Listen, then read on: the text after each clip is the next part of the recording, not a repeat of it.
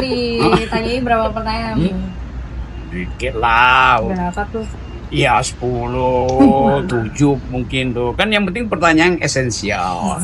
Dan saya diminta untuk memberi kesaksian terhadap keahlian saya tentang metodologi yang dipakai oleh Dr. Tifa, yang dimulai dari kuriositas beliau sebagai akademisi, lalu fakta dikumpulkan, lalu mulailah untuk menguji kausalitas antara kapasitas seseorang yang mengaku insinyur dan penampilan narasi publiknya, apalagi dalam bentuk kebijakan. Kan itu fungsi dari peneliti itu.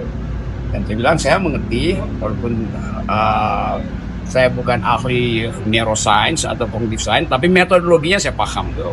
Nah, saya mengajar metodologi di banyak instansi.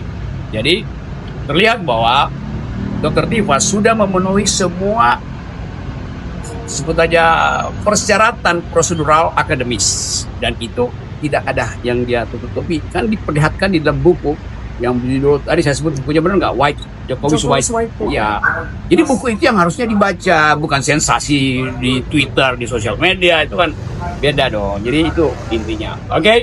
Jadi penelitian yang dilakukan oleh Dr. Tifa ini tidak menyalahi prosedur, tidak ada unsur pidana. Bukan tidak menyalahi, sesuai prosedur. Jangan bilang tidak menyalahi itu.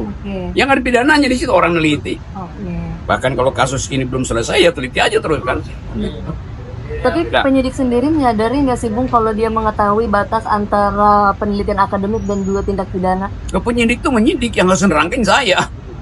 Ya saya terangkin batas antara, bukan batas sebetulnya, beda antara sesuatu yang dihasilkan oleh curiosity, academic curiosity, melalui kecurigaan terhadap kasus, maka otak kita bekerja, itu namanya hermeneutic of suspicion.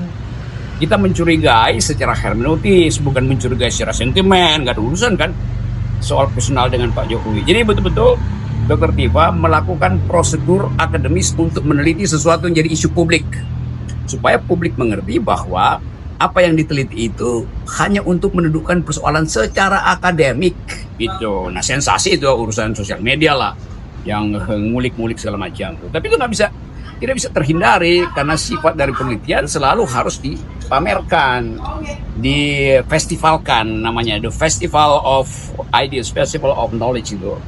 Tetapi publik menangkap bagian yang sensasi aja, nggak ada soal. Kan kalian tuh yang bikin sensasi kan.